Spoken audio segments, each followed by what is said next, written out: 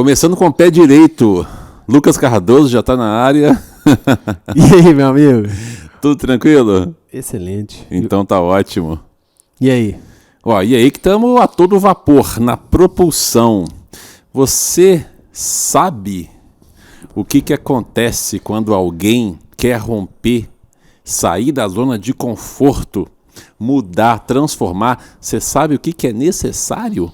Muito gás, muita energia. Muito combustível. Tem uma metáfora que é tipo do foguete entrando em lançamento, sendo lançado para entrar em órbita e escapar da força de atração gravitacional da Terra. Uma analogia muito legal que daqui a pouco a gente vai falar depois da vinheta. Solta a vinheta. Solta a vinheta aí.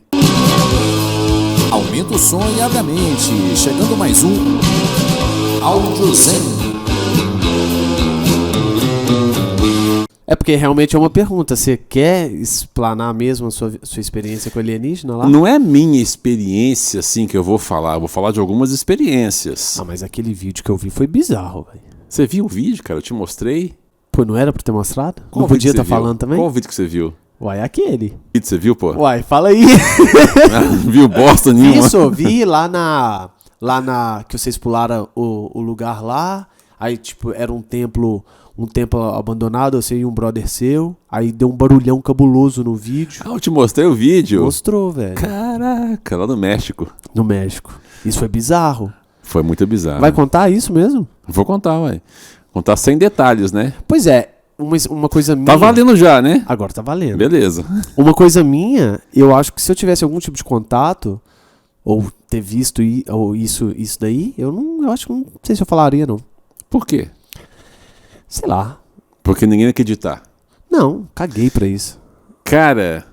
Sei lá, eu acho que é uma coisa... Não é à toa que não...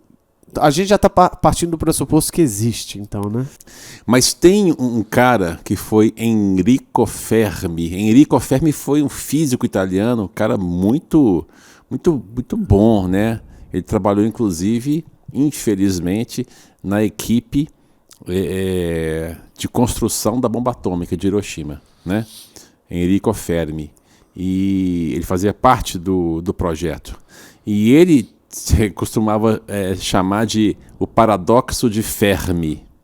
Qual é o paradoxo de Fermi? Você já ouviu falar essa expressão? Não. O paradoxo de Fermi é assim: pô, se existem aliens, né, alienígenas, vida fora da Terra, por que é que nunca se teve prova, contato disso, etc., né?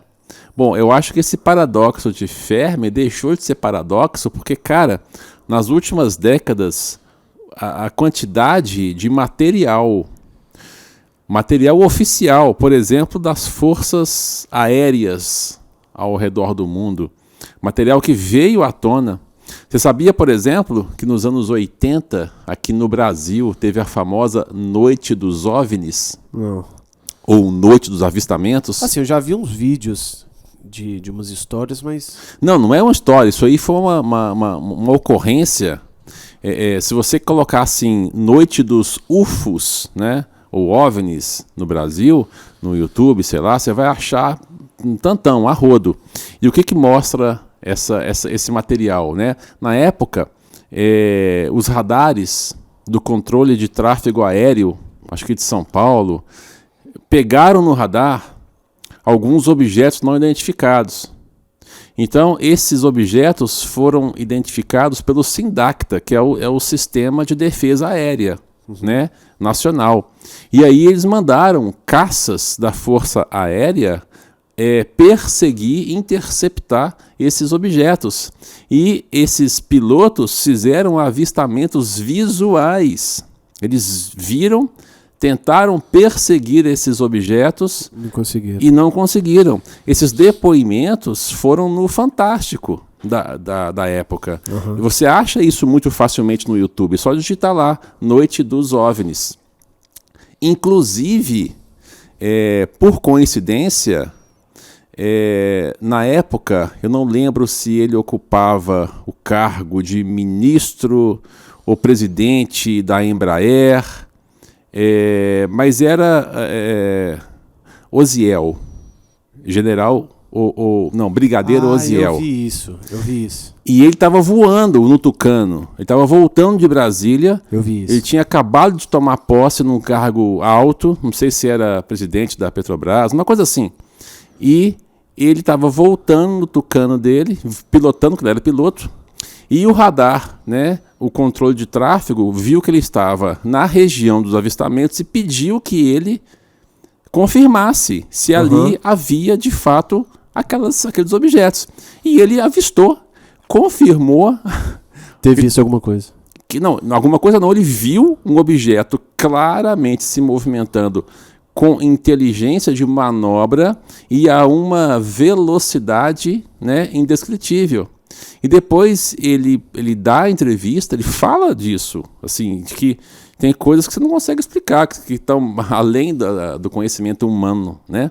Então, assim, o paradoxo de Fermi já deixou de ser paradoxo há muito tempo, porque muitos casos de contatos, de avistamento foram confirmados. Você quer ver outra confirmação clássica, outra operação que foi cheia de material que foi revelada há pouco tempo? Operação Prato, que aconteceu nos anos 70, lá na ilha de Colares, ao norte do Brasil. Essa eu nunca ouvi. O que seria? Operação Prato foi o seguinte: nessa ilha de Colares, as pessoas começaram a ter avistamentos de luzes e essas luzes estavam provocando queimaduras nas pessoas. Às vezes perseguia, às vezes... Eu vi algo assim, sim.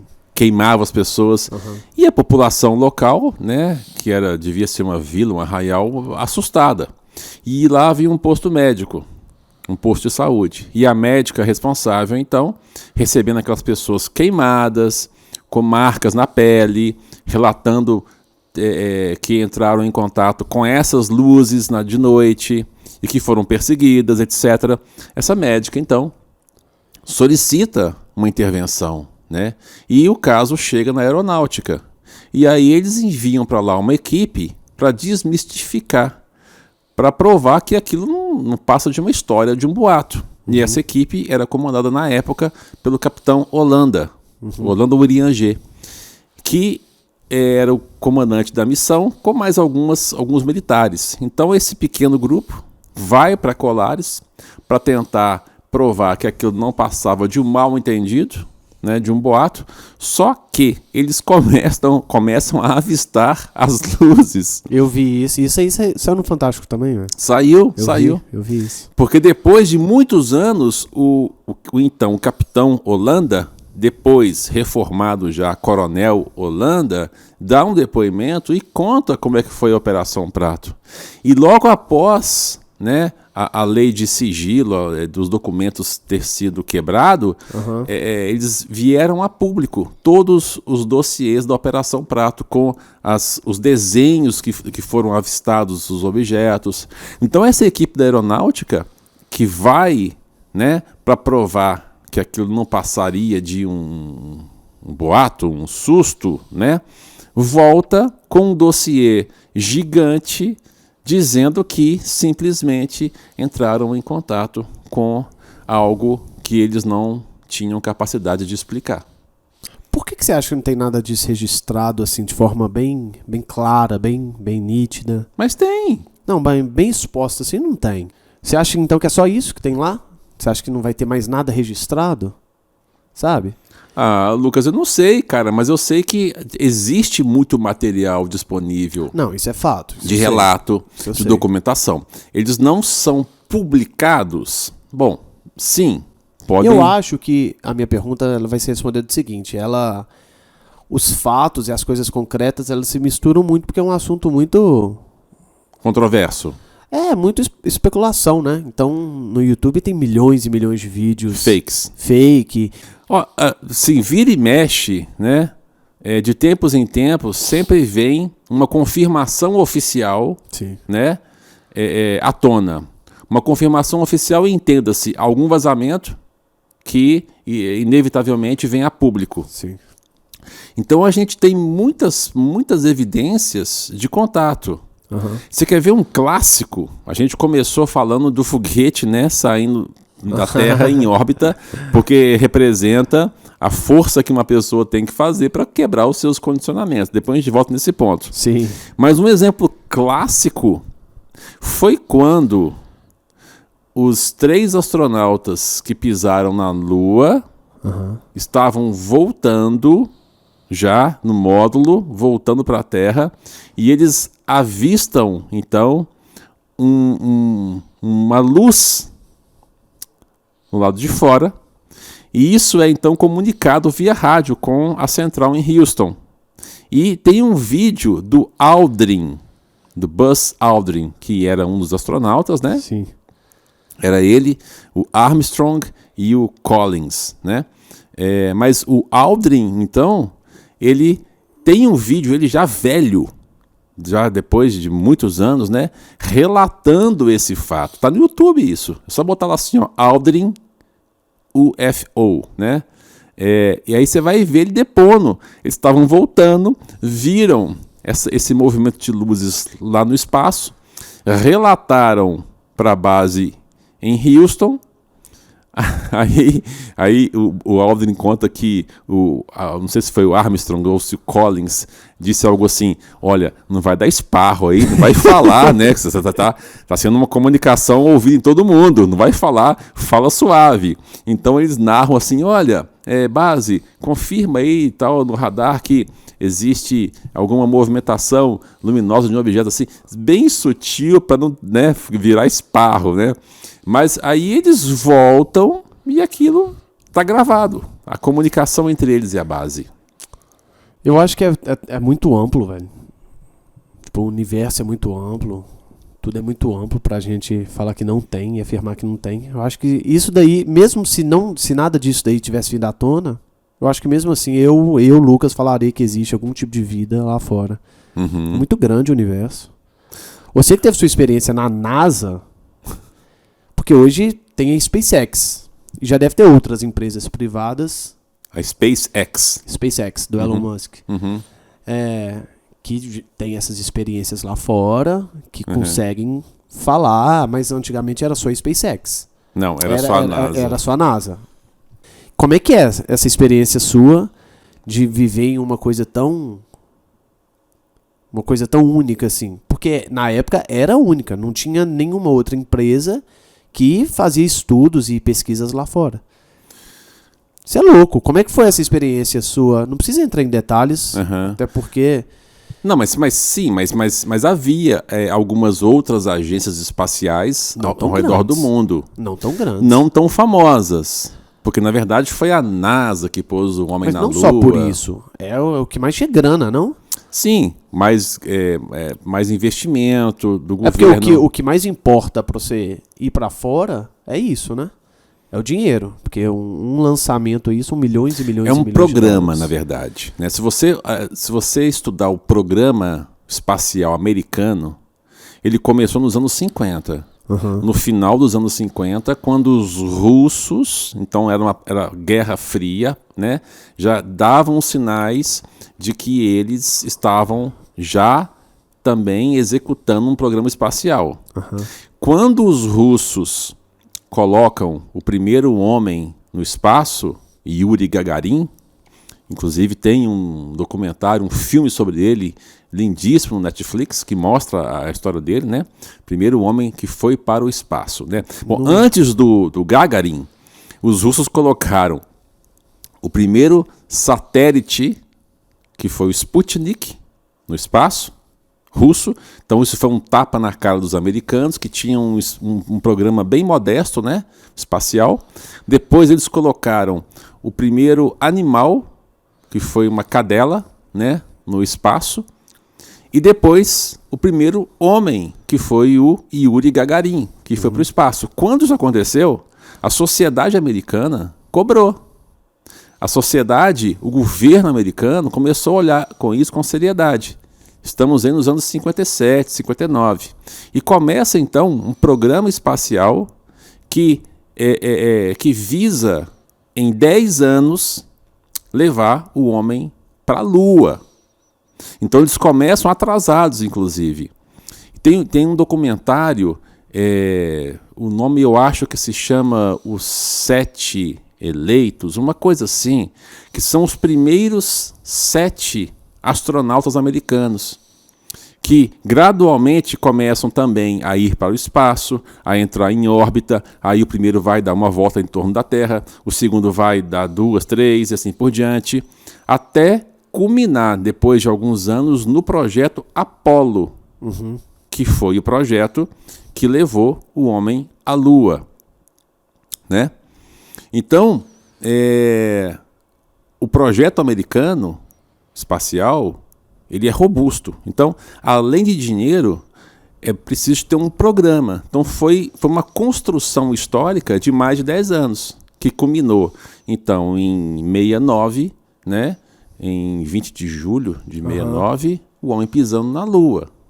Mas isso é uma construção histórica. E aí, qual que foi a herança disso? Uma agência espacial, que era a NASA, né? Extremamente preparada, né? Absolutamente confiante, que dominava a tecnologia espacial naquela época. Sim. E aí, então, essa agência, nos anos seguintes, anos 70, anos 80, né? Com os ônibus espaciais, né? Começa a explorar mais ainda a atividade espacial, até o ponto em que a globalização começa a acontecer e aí a NASA perde a sua identidade. Não é que perde a identidade, ela começa então a trabalhar com parcerias e abre. Na hora que ela faz isso, ela perde muito a qualidade de material que ela tinha antes, o controle dela. Inclusive, muitos afirmam que esse foi um dos fatores, né, principais para o acidente do ônibus Columbia, famoso, né? Sim. Que foi um problema de componente material, né, estrutural, que foi usado de forma equivocada. Mas então, assim, voltando à sua questão, a minha experiência lá não foi nada com OVNI. Não, né? eu sei que não, mas é uma coisa... Pô, você é a única pessoa que eu conheço que já trabalhou na NASA. Não trabalhei, né? Eu fiz parte de um projeto de cooperação, né, científica e tal. Não foi bem, né? Mas mesmo assim. Mas então, assim, o que eu vi? Um projeto robusto, sólido, né, de décadas. Sim. Então não tem outra receita. Não, mas como é que você acha que por dentro de todo um projeto desse você consegue ocultar todas as vivências e, sabe, esses contatos com lá fora? O que você acha que é isso? Por que isso não veio à tona de forma... Eu sei que já veio, né? Muita gente é afastada, muita gente tem contato com algo lá fora e não pode dar entrevista, não pode falar, não pode... Uma porrada de coisa assim. Ô Lucas, mas tem também outro componente. Tá, muita coisa veio à tona, mas muitas pessoas não estão nem aí pra isso também. Desacreditam. Você viu. Pô, eu não vi. Então... quer saber? Isso nada vai mudar a minha vida, então segue vida. Então me conta aí, a sua experiência. Como é que foi isso? Então essa história é a seguinte, eu nunca tive um contato, assim, de ver coisa no céu, né? Mas foi uma experiência bizarra, né? Foi indiretamente, mas foi. E qual é o caso? A gente estava então numa expedição no México em 2012, por coincidência, o ano que se dizia que ia acabar o mundo, por causa do calendário maia. Você já foi cutucando? Você já chegou lá com essa intenção de... Claro, a ideia da expedição foi essa. O lugar era propício para isso, né? Sim, a ideia da expedição foi entender a cultura maia. Você foi com quem? Eu e um amigo meu. Eu não vou falar o nome. Não vai? Não, hein? Eu puxei essa pra você mandar um salve pra ele. Não. Porque o caso é meio... Bom, enfim. Então... A gente estava lá para entender o calendário maia, a cultura maia, etc. Começamos lá na cidade do México, em Teotihuacan, que é um sítio arqueológico lá perto. Aí fomos rodando, pegando o busão, né? Depois alugamos um carro, até que a gente chegou em Palenque. E todos os sítios que nós visitávamos, a gente via assim uma coisa para turista ver, uma coisa meio sem cor. Aí sempre tinha uma fitinha, não passe daqui. e atrás a gente via assim uns morros com formato de pirâmide, assim, pô, nós estamos vendo aqui umas coisas para turista ver, mas me parece que lá atrás, na mata, tem uma coisa aí que, né? Porque os sítios arqueológicos, eles ficam em regiões fora da cidade. Então, geralmente é um sítio e rodeado de selva, de mata, né? Etc., com a estradinha de acesso. Beleza. Chegamos em Palenque, mesma coisa. E Palenque é famoso, porque Palenque é o único sítio arqueológico onde tem uma pirâmide das Américas que dentro dela tem uma tumba tipo a dos egípcios. Isso é muito doido pensar isso, né, velho? Por quê, né? Não, pois é. E quando essa tumba foi descoberta, no começo do século XX, o arqueólogo, me fugiu o nome agora, né? Acho que era Roriz, uma coisa assim. Ele entra e descreve o momento que ele entrou na tumba, tá? E viu lá dentro as inscrições, abriu a tumba de Pacal. Por que Pacal? Porque Pacal era o governante de Palenque no século XVI, que foi o último momento de população naquele sítio, naquela cidade, né? Sim. E aí então Pacal foi ali enterrado, foi ali colocado na tumba. Só que a lápide dele, o lugar onde ele estava colocado, era tampada por um bloco de pedra gigante, sei lá, uns 3 metros por 4, né? Um bloco espesso, todo entalhado. Você pode ver isso também facilmente na internet, só botar assim, túmulo de Pacal. E há um desenho entalhado nesse bloco de pedra que parece um homem dentro de uma máquina pilotando essa máquina. Eu posso falar que eu já vi o vídeo? Pode falar. Não parece, é nitidamente um homem, assim, e uma mão tá apontando pro céu e a outra mão controlando uma máquina. E o pezinho engatado num lugar também. Não é que parece, você falando assim, parece que é uma coisa sombria, estamos aqui viajando. Não, é bem claro, não tem bem nada claro. disso. Não, por isso que ficou famoso. Mas acha isso na internet, será? Fácil. Ou foi uma coisa sombria que você viu ali? Não, o túmulo de Pacal é muito famoso. Essa figura, você acha fácil na internet. Mas aquele vídeo lá... Não, calma, aí eu vou chegar lá, o vídeo é outra coisa. Tá. Eu tô falando do prévio. Então nós chegamos lá, você não pode hoje entrar, né, dentro da tumba de Pacal mais... Mas você vê a réplica dela, Sim. Você vê as imagens. E ao redor desse desenho existem inscrições maias que descrevem, por exemplo, a posição exata de constelações, como a de Órion, por exemplo. 1500 alguma coisa, 1400, os caras com detalhes ali astronômicos, avançadíssimos para aquela época. Veja bem, localização de constelações que só muitos séculos depois vieram a ser localizadas. Beleza, só isso é cabuloso. Tá, estávamos então nesse lugar. Nós estávamos lá em Palenque. E aí nós mais uma vez vemos a fitinha, não trespasse, não passe para lá. Aí nós vimos um riozinho subindo para a selva. É claro que a gente invadiu. Nós pulamos a fitinha. Eu achei que você ia ocultar essa parte da história. Não, tem que falar contra tudo. A gente estava já cansado de ver coisas sem cor e a gente invadiu. Crianças, não façam isso, né? Porque isso é arriscado, né? Não recomendo ninguém a fazer. E invadimos e começamos a andar na selva, na mata. Andamos 1 hora, 2 horas, sei lá quanto tempo. Mata dentro. E de repente, cara, a gente encontra uma pirâmide intacta. E outra, isso tudo é filmado. Você viu o vídeo, né? Isso tudo é filmado. Aí a gente encontra uma pirâmide intacta. Porque as pirâmides que foram limpas, redesenhadas, né, reconfiguradas, né, restauradas, você vê que tem concreto. Tá? Essa... Não, 100%. No meio da mata. E no topo dela uma árvore, uma gameleira gigante abraçando com as raízes a pirâmide. E uma coisa de louco. Aquilo a gente arrepiou quando a gente encontrou. E aí os blocos soltos da pirâmide, né? Qualquer escavação ali já ia te levar pro núcleo da pirâmide, sabe? E a gente ficou louco, né, com aquele achado assim. Não, no vídeo é uma coisa incrível. É claro que eles já sabem disso, é claro que já está mapeado. Sim. Eles decidiram não explorar essa pirâmide, Sim. ok? Mas estava intacta. E aí, na frente da pirâmide, tem um parque, né? Digamos assim, um pátio cerimonial. Sim. E nesse pátio cerimonial, que nós descobrimos depois, cheio de figuras entalhadas na pedra. Que é a figura que eu tava falando no início. Essa Essa figura é bizarra. Essa. Aí lá várias figuras, não sei o quê. Como é que eles faziam esse desenho, Não velho? sei, cara. Você viu o vídeo, é cabuloso. É louco. Com cores. E ali tava assim, intacto. Tinha cores. Tinha um desenho de um homem, né? De uma figura apontando pra cima e ele tava controlando alguma coisa. Não, era uma máquina. Nitidamente uma Era assim, máquina. um painel gigante, a pessoa, tipo, com uma alavanca na mão, Aham. tal, né?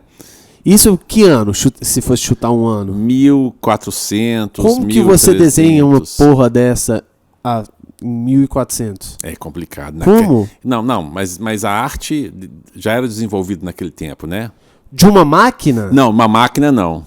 Uma máquina não, esse é o ponto. Não, É isso que é bizarro, mas ué. você esqueceu o ponto principal que eu te mostrei. Calma. Vai chegar lá. Eu já é uma coisa de ser indignado com isso. É.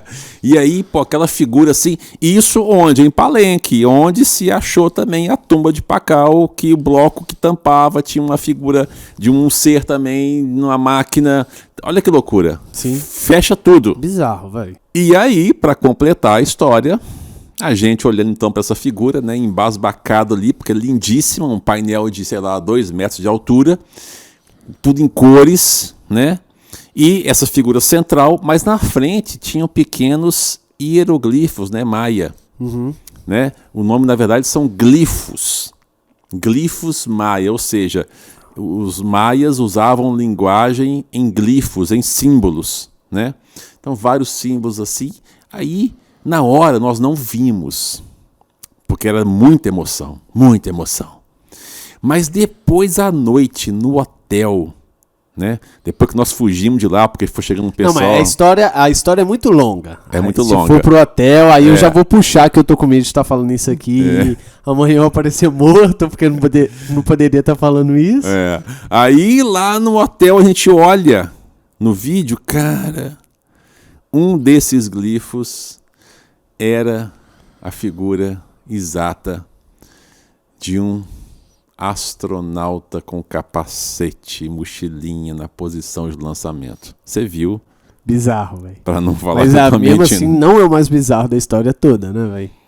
É muito louco isso. Uhum. É muito louco, é muito louco. Inclusive tem um livro muito famoso do Erich von Däniken, que se chama Eram os Deuses Astronautas? O livro tem esse título porque o Erich von Däniken, ele narra, né, que várias civilizações desenharam os seus deuses, as suas divindades, usando artefatos de voo, essas coisas do céu. Sim. Então ele questiona se esses povos antigos não haviam recebido visitas de seres das galáxias Sim. e por isso, então, teriam representado esses seres na forma de deuses. Esse livro é interessante, um livro antigo. O Erich von Däniken foi um grande pesquisador desse tema, né? Então, Mas assim, e aí que, pô, cara, depois desse acontecimento, eu estudei alguns anos Não, pera, o assunto. você não vai falar mais nada? Não, pô, deixa. Até aqui eu posso falar, né? Caralho, velho. Beleza. E aí a gente voltou com essas imagens e tal, mas aquilo já é conhecido. Eles conhecem aquilo, eles sabem daquilo. Mas mesmo assim é uma coisa, sei lá, eu acho que é muito, muito pouco explorado. A história do sítio de Palenque é uma história, né? Quem estuda sabe que é uma história muito controversa. A forma como foi descoberta, as inscrições, o teor, o conteúdo, né, misterioso da tumba de Pacal, as formações geológicas que haviam se formado ali dentro, sem o tempo mínimo necessário, que geralmente é preciso para se formar. né? Então, estalactites e estalagnites que demoram, sei lá, 1000 anos, haviam crescido ali em 200 anos. Então, é tudo muito misterioso em Palenque, sabe? O formato do crânio alongado dos habitantes, tudo bem que era costume da época de comprimir o crânio, mas por quê? O que eles imitavam? Entende? Qual é essa reverência, né? Essa reverência que eles faziam a qual ser, a qual modelo, a ponto de comprimir, enfaixar a cabeça para imitar um cérebro alongado. Eles achavam que isso seria algo superior, estranho, né? E aí você vê vários crânios, né, alongados que você encontra. Sim. Então, assim, eu acho que é um assunto que não tem fim. Você pode entrar. Porque a gente já deve estar aqui 1 hora falando sobre isso. Quase 1 hora. Eu acho louco isso. De verdade. É. Mas a gente começou falando da força inicial para sair da sua zona de conforto. É necessário. Eu gosto de pensar na analogia tipo do avião, né? Do avião saindo. Se o avião gastasse o mesmo tanto de combustível no lançamento, o voo todo, ele teria que parar a cada 2 minutos para abastecer, porque não teria combustível suficiente, não é? Mais ou menos isso. E isso na nossa vida, no dia a dia. Pô, você vai desenhar um projeto, você gasta aquela energia, coloca energia no primeiro dia de projeto que você está escrevendo. Para vencer a inércia. Mas e aí? Mas isso tem um porquê? Isso tem um Claro que tem um porquê. significado? Para vencer a inércia. Tudo que você vai começar a movimentar, né? Qual que é a primeira lei de Newton da física? Olha só, aula de física, hein? A gente saiu de alienígena pra... Tá na área, tá no campo. Vamos que vamos. Pois é. Primeira lei de Newton. Um corpo em repouso tende a permanecer em repouso. Sim. Um corpo em movimento tende a permanecer em movimento, se não houver nenhuma força atuando sobre esses corpos. Essa é a lei da inércia. Então, para você mudar o estado de um corpo, seja de repouso, para colocá-lo em movimento, ou uma vez em movimento, para pará-lo, você necessariamente precisa de uma força atuante. Sim. Então, a lei da inércia mostra que é necessário aplicar uma força, e força é uma forma de injeção energética. Então, aplicar um conteúdo energético para mudar o estado inercial de alguma coisa. Então, se você tem um projeto e você quer realizar isso aí, meu irmão, você vai ter que ter propulsão. E aí vem a analogia do foguete que está sendo lançado da Terra. Então, o lançamento é o ponto mais crítico, porque é uma massa gigante de combustível sendo queimada para gerar uma força enorme de propulsão para poder fazer o foguete subir, vencer as forças de atração gravitacional. A Terra tende a puxá-lo para baixo, ele tem que vencer isso, tem que subir, né? Reto e avante para o céu, queimando combustível, trepidando tudo, vibrando tudo, aquecendo a milhares de graus as suas tubeiras, como se chama, né? Até o ponto que ele vai se afastando desse campo de atração de gravidade da Terra e vai chegar então num ponto onde existe a liberdade de movimento. Ele alcançou o ponto onde é possível entrar em órbita, ou, se assim for o caso, continuar a viagem. Sim. Mas é necessário vencer as forças resistivas que vão atuar contra o movimento. Então, para colocar um corpo em movimento, para colocar um corpo em uma órbita, para fazê-lo chegar a um outro ponto, é preciso de injetar muita energia direcionada. Não é qualquer não, é direcionada. Se a tubeira do foguete também for colocada errada, ele colide.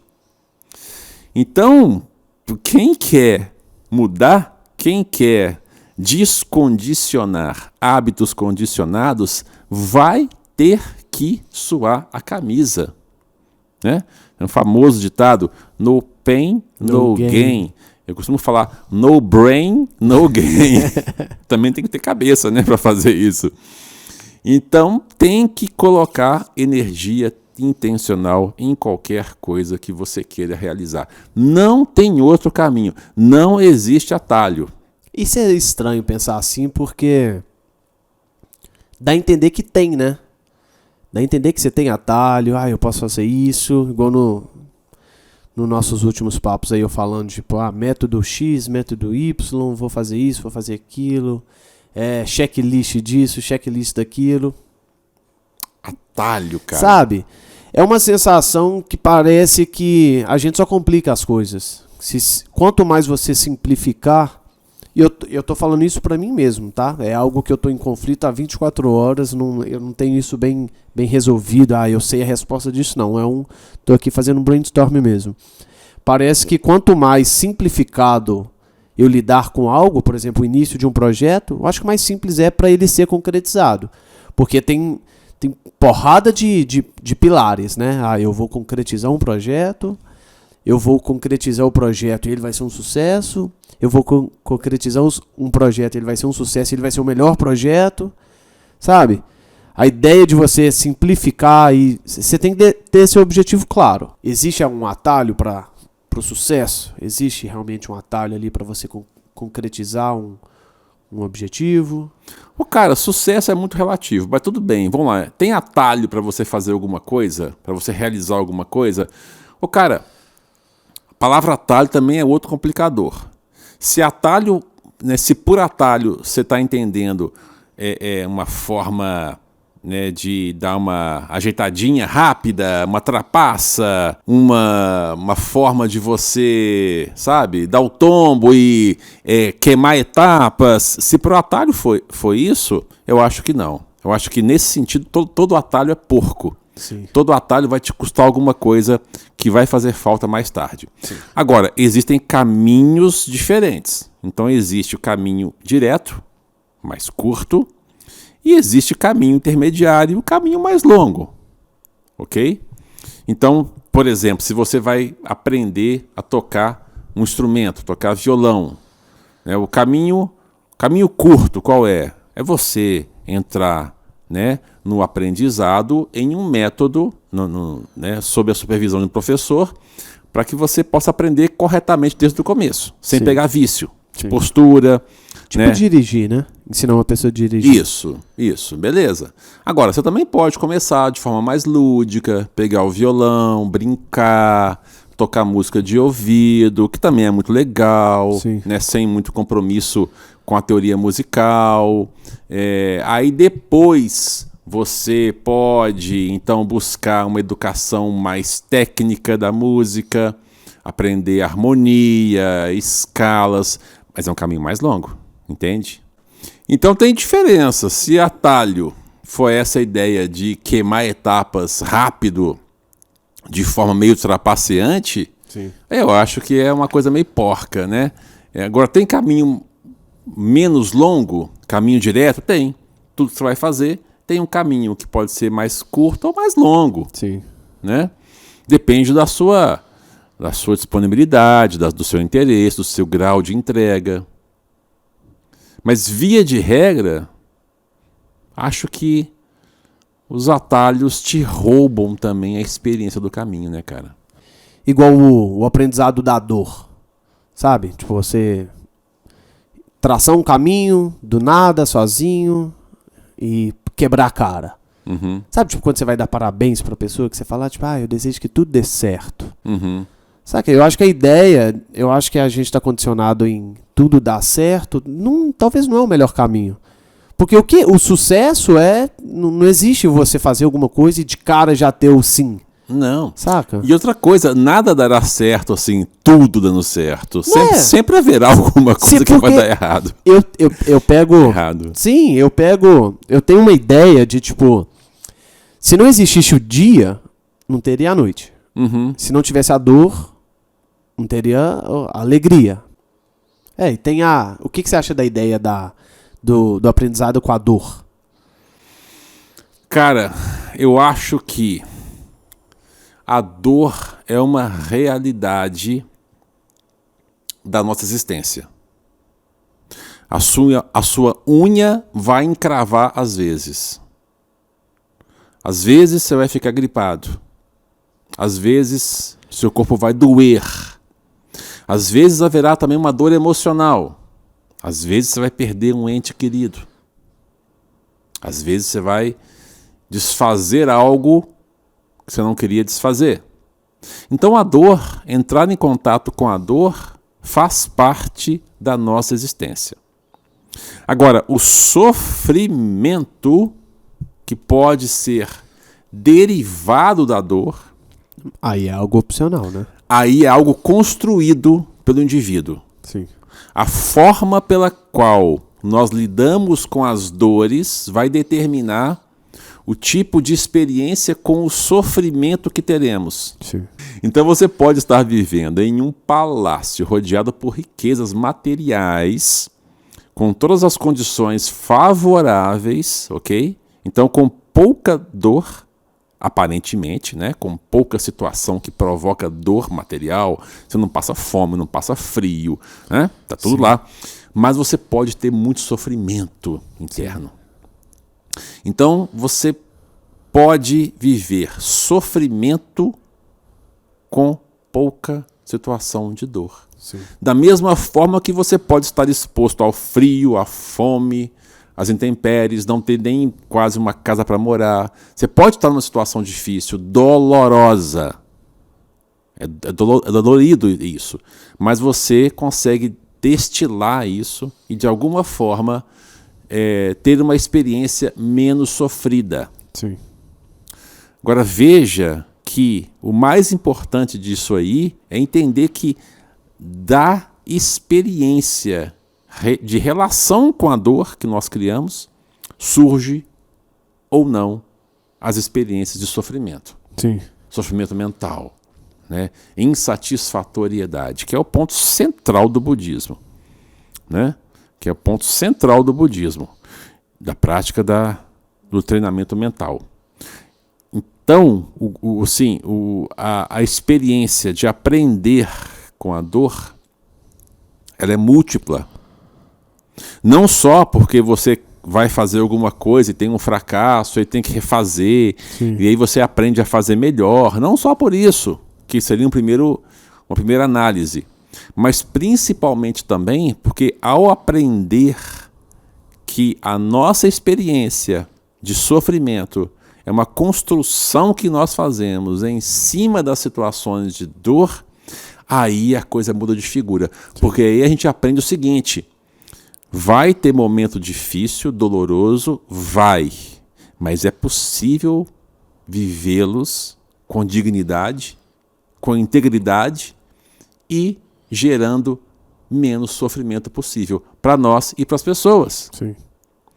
Então o aprendizado com a dor vai muito além do objeto que dói, que causou a dor. Entende? Faz sentido? Total.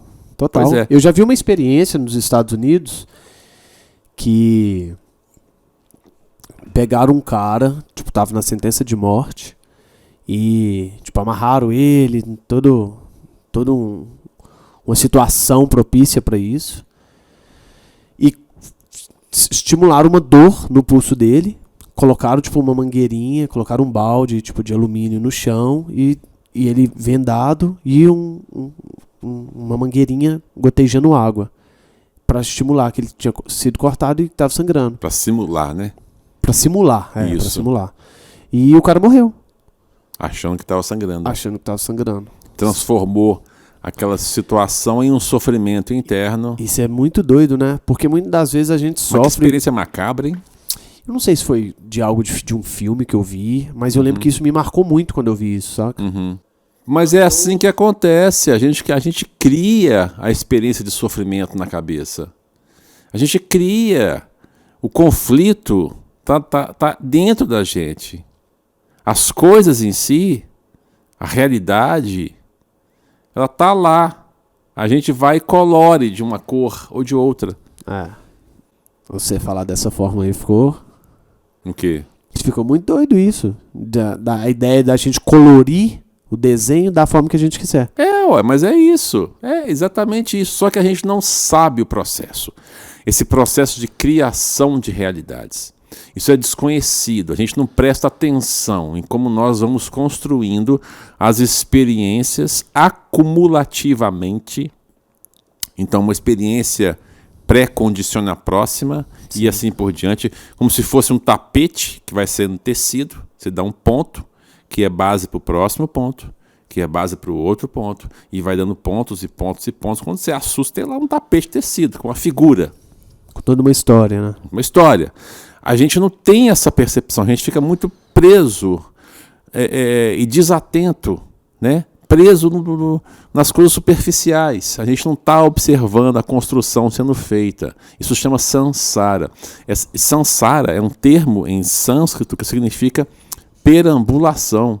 A tradução de samsara é ficar andando em círculos, perambulando. Aonde? No mundo do sofrimento.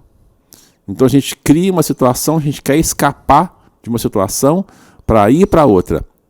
Só que para fazer isso a gente gera muito sofrimento também.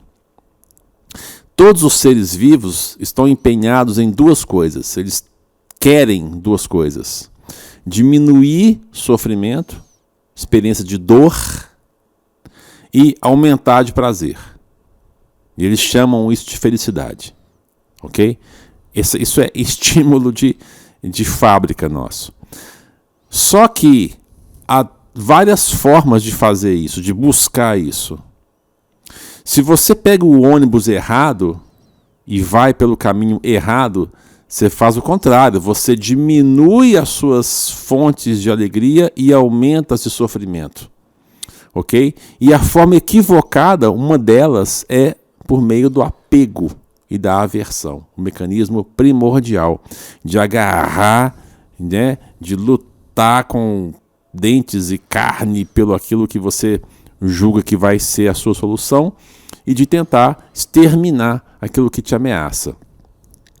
Essa via, ela não funciona, ela é incapaz de dar resultados a longo prazo, a médio e longo prazo.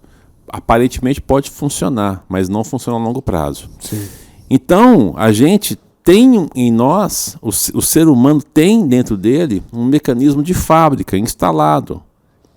Então, é possível criar formas, criar situações, criar condições de geração de experiências de alegria e diminuir o sofrimento? Sim, é possível. Mas exige uma nova postura, que especificamente está ligada à atenção plena, atenção naquilo que estamos construindo agora. Então, se você quer colher morangos, não adianta plantar batata. E não adianta também plantar morango numa terra que não é adequada para o morango, num clima que não é adequado, no momento. Então, assim, tem uma série de fatores que a gente desconsidera e quer que o resultado venha. E aí a gente olha para o mundo e fala assim: nossa, mas o que está de errado comigo? Por que eu sou a vítima do mundo tão injusto? E começa a transferir as coisas. Então aí é o círculo, né? É o ciclo vicioso do samsara, onde a tentativa de buscar alegria, liberação, não consegue se realizar e gera mais sofrimento. E fica girando. Entende? Aí vem os traumas, e aí vem toda a contaminação de realidade, a forma de olhar para a realidade, colorir de um tom, de outro, e isso vai sendo alastrado. Então é preciso de dar um basta nisso, efetivo, não só teórico, não só no campo da ideia, mas dar um basta nisso de forma efetiva, né? E uma das formas de se fazer isso, pelo menos a que eu conheço melhor e posso falar com alguma referência, porque eu trilhei uma parte desse caminho, estou trilhando ainda, mas já trilhei uma parte desse caminho, que é a meditação, a atenção plena, o treinamento de estar no presente, né? de treinar a mente para parar de alimentar pensamento indesejável, ruminante, de focar na construção. Então é todo um complexo.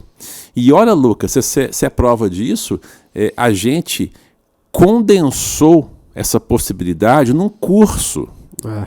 Eu acho importante falar isso para as pessoas, porque isso está disponível hoje de várias formas. Tem várias pessoas legítimas que estão trazendo os ensinamentos, né, colocando à disposição, e a gente conseguiu condensar isso em um curso que a pessoa pode experimentar esse aprendizado, essa nova perspectiva de olhar para a realidade e construir uma nova forma de lidar com a realidade a partir do zero. Sim. Um curso de meditação, de atenção plena que parte do zero e leva qualquer pessoa, independente se ela é cristã, se ela é espírita, se é budista, ou se ela é mesmo uma pessoa descrente, mas ela vai pegar essa pessoa e vai treinar a postura mental dela, Sim. né? Desenvolvendo certas habilidades e competências para que ela possa transformar, fazer diferente, pô. Eu fico em choque, assim, às vezes eu fico só te olhando o que ele tá falando, porque é o que eu tô vivendo, velho. No curso, na edição do curso, eu te falei, momentos pessoais meu lado, de olhar aquilo e falar, nossa, que tapa na cara, sabe? Coisa profunda mesmo, de ser aquele balde de água gelada na cara de um choque, tipo, ó, velho, isso tudo que ele tá falando aqui é pra mim. E não sou eu que tô falando. Não, eu sei que isso não. É milenar. Tanto é que não é você que tá me falando, é algo que tá em mim. Você só ligou a chavinha lá e eu enxerguei as coisas. É muito louco, velho. É muito louco. E é uma coisa acessível. Não tô falando aqui com ideia de vender nada. Não é o isso. custo tá à venda, porque tem um custo natural. Mas não tô falando pra dar a entender disso. Não, entendi. Saca? É uma coisa que, igual eu te falei, tipo, por que não... Como é que eu faço pra falar pra minha mãe fazer? Como é que eu faço pra falar pra fulano fazer? Porque é uma coisa, tipo, velho, é bom, faça.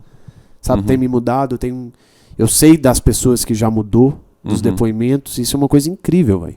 É muito incrível. Olha, eu vou te falar assim, com tranquilidade, deve ter aí 20 anos, que eu tô ligado em grupos de transformação de pessoas, testemunhando, assistindo, vendo isso na minha frente. Sim. Então, eu hoje não tenho dúvidas de que esse é talvez o caminho mais legítimo, mais real, mais acessível para uma pessoa, para realizar a transformação, para mudar de verdade. Né? Agora, não, eu quero ficar no campo das ideias, discutindo teoria, aí não, aí é outra coisa. Sim. Mas você quer realmente experimentar?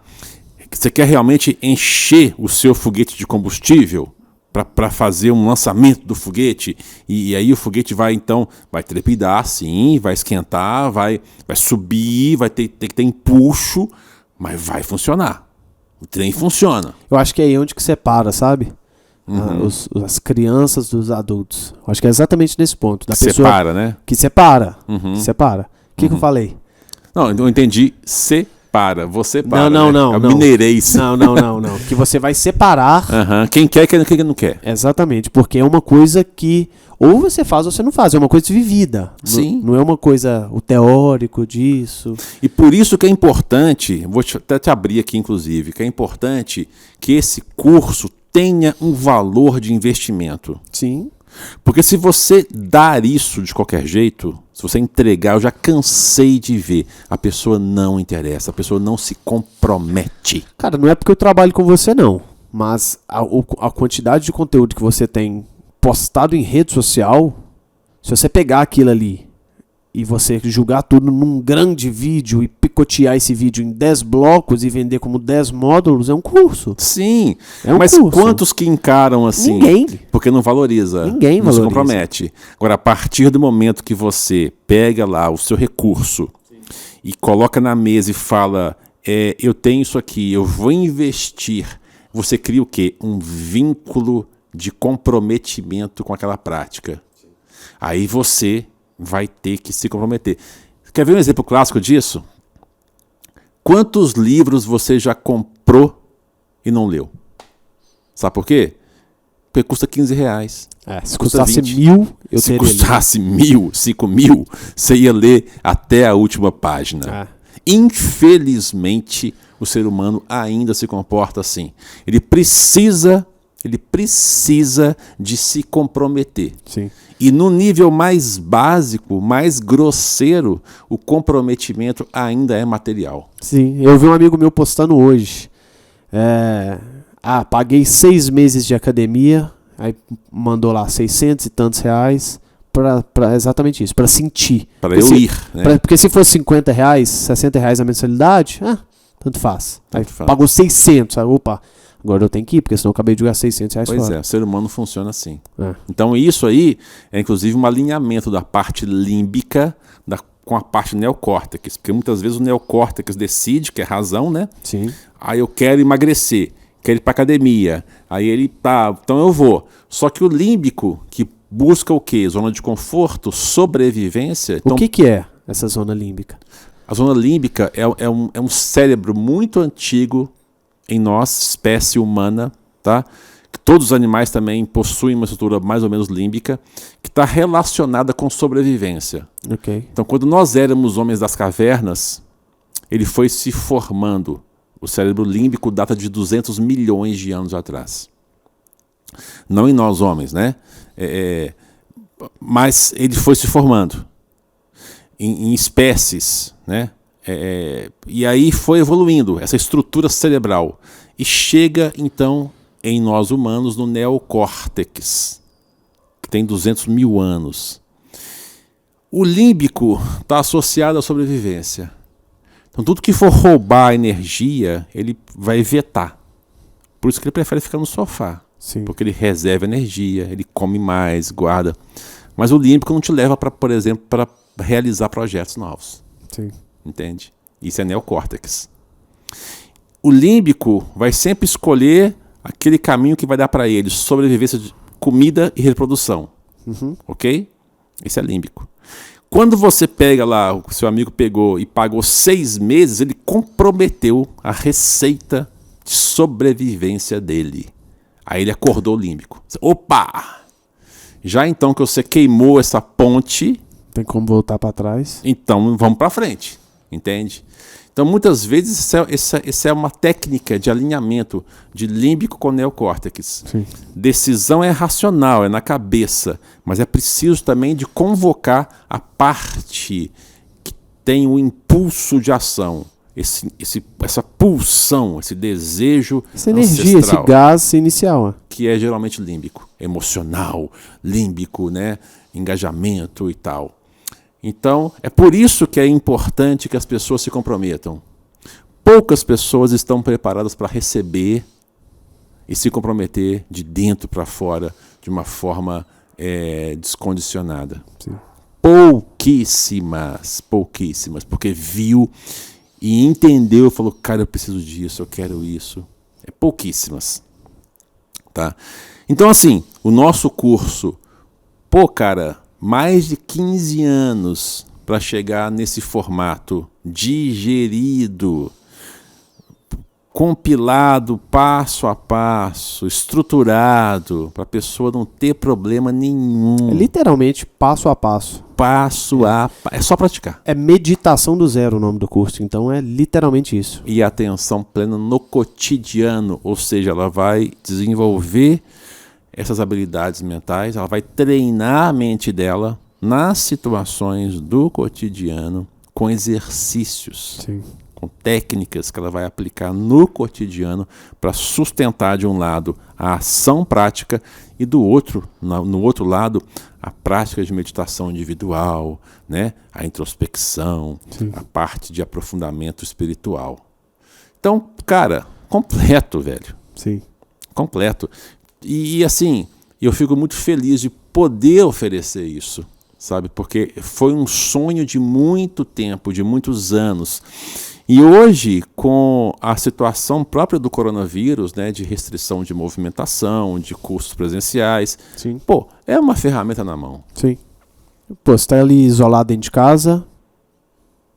Vai crescer, vai transformar, vai usar seu recurso de tempo, energia e recursos materiais a seu favor. E sobre essa sua felicidade de você falar isso, que você ficou muito feliz em realizar, eu vi isso nas gravações, eu vi isso em você, a gente no contato diário ali. É uma coisa que realmente é até difícil de falar isso, que parece que tá falando pra venda do curso, Merchan, sabe? né? Merchan barato, né? Tipo, não filma isso não. Corta isso. Uhum.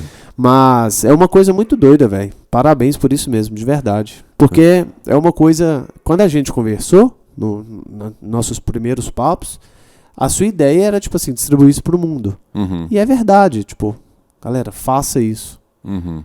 Porque é uma coisa que muda as pessoas. Muda mesmo. É a forma concreta que eu encontrei de oferecer alguma coisa transformadora, de verdade. Eu tô falando isso porque foi algo que eu vivi mesmo, né? Tipo assim, essa turbulência emocional, essa vivência do desenvolvimento, enxergar. Tanto é que nas edições eu chorei igual um neném, porque é algo que eu vi acontecendo, velho. Uhum. Sabe, eu via no meu dia a dia, tipo, você falava olhando pra câmera, só que eu achava que você tava falando pra mim. Uhum. Saca? E quando você vê que um vídeo tá sendo falado pra você, você acha que ele tá sendo falado pra você, velho, aquilo ali tá te tocando e basta você acordar e ter essa percepção ou não. Uhum. Que bom ouvir esse relato também. Você já tinha me falado isso, mas, pô, isso me dá inspiração pra prosseguir. Mas aí a gente volta na primeira coisa que eu falei, das pessoas terem esse gás de vou sair de onde que eu tô e vou pra ali. Sabe? Voltamos no mesmo ponto. Tem que ter lançamento, investimento pessoal, botar combustível, ligar propulsor, ligar a tubeira, segurar a onda, porque vai trepidar. Fica turbulento pra caramba. Fica, as forças gravitacionais vão tentar te segurar. Então as forças da sua rotina, do seu condicionamento, dos hábitos antigos, vai tudo conspirar para tentar te segurar. E isso é normal, tá? Mas, cara, é aí, talvez seja aí que você separe quem quer de quem não quer. Porque aí é o momento que a pessoa vai ter que entregar. Ou você vai ou você não vai. É ali. Tem jeito. E assim, é claro que você pode ir aos poucos, é claro que você pode ir também suave, mas chega sempre um momento, momento que você vai ter que decidir, cara. Isso que eu ia falar. Não, eu não acho que tem como ser ir suave. Porque a partir do momento que você vira a chavinha um pouquinho, ela ligou. Não ligou. Saca? Mas tipo, quando você coloca suave. Mas quando você coloca o carro na primeira marcha, não tem como ele ficar parado. Sim, mas ele só vai. Ele vai suave. Você pode começar mais suave. Aí a pessoa vê um vídeo, lê um livro. Já começou. Sim. Agora, vai chegar um momento para cada um que está envolvido com a transformação da mente espiritual. Vai chegar um momento em que ela vai ter que realizar uma entrega. Sim. Tempo, energia, né? Vai ter que fazer uma decisão. É aí que o jogo que vira o jogo. É aí que vira o jogo, que aprofunda. É aí, nesse momento. Cara, a gente faz isso em pequena escala, em média escala e em grandes escalas também. Esse processo que eu estou citando aqui, que nós estamos conversando, né? Então a gente faz isso diariamente. A gente faz escolhas. A gente fala, cara, eu não vou comer isso aqui porque eu quero emagrecer. Você fez uma escolha, uma entrega. Você botou uma injeção de energia ali para uma direção. Da mesma forma, isso acontece em média escala e em grande escala. É igual eu, quando comecei a meditar, eu meditava 5 minutos. No meu primeiro relato nossa primeira gravação aqui, eu estava meditando 40 minutos. Saca? Se você fosse me falar para eu começar a meditar com 40 minutos, eu não ia começar. Pois é isso que seria o suave. Mas chegou um momento... que você tem que ir. Que você teve que fazer uma escolha. Tipo assim, cara... E o mais legal é que tem ligações científicas disso, né? Não é só uma coisa, eu tô meditando 40 minutos porque eu quero meditar 40 minutos. Não. Tem todo um porquê. Tem uma estrutura que a gente até pode conversar no próximo áudio Zen. O que está por trás do treinamento mental? A ciência por trás do treinamento de meditação. Embora eu ache muito pobre reduzir tudo a um argumento científico, porque esse conhecimento é milenar, é anterior à ciência. Depois a ciência vem e aí, olha, discute, mas entende. A gente já começou esse episódio falando de Objetos voadores não identificados. Então a ideia, eu não tô aqui para falar que a ciência é a base correta. E legal, mas eu não tô resumindo só nisso. Sim, sim. Saca? Esse mistério de que tem por trás das coisas. Isso é algo mais. E outra coisa, né? A gente vive um modelo de sociedade científica. Então, o discurso científico, eu sei muito bem disso, ele é importante. A validação científica, para nós, infelizmente, ainda é necessária. Nós precisamos, nós somos meio que dependentes da validação científica. Quando eu falo validação científica, é validação filosófica intelectual. Sim. Né? Aquela velha frase, isso já foi cientificamente comprovado. Cara, isso é um lixo de argumento, né? Porque todo mundo fala isso, eu tô né? rindo porque eu falo muito isso. Pois é, isso para mim é um dos clichês mais patéticos que existe, né? Não, a ciência comprova muita coisa, sim. Legal. Mas então vamos falar de ciência. O que é que comprovou? Em quais circunstâncias? Porque toda comprovação tem limitação, tem validade científica, tem limitação de experimentação, etc. Porque segue um método científico. Senão não teria mais o que ser desenvolvido. Pois é. Então eu só acho que a gente inverte muitas coisas aqui. A gente põe a ciência bem na frente, como se ela fosse né?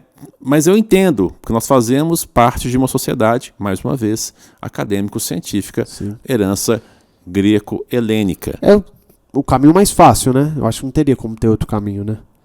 Então, por isso, talvez fosse interessante falar, né, da ciência por trás da meditação. Né? Legal. Bacana? Próximo episódio, então, do Áudio Zen? Combinado. Fechou, meu velho. Tamo junto. Tamo junto. Valeu, Lucas. Obrigado, viu? Obrigado. Até a próxima.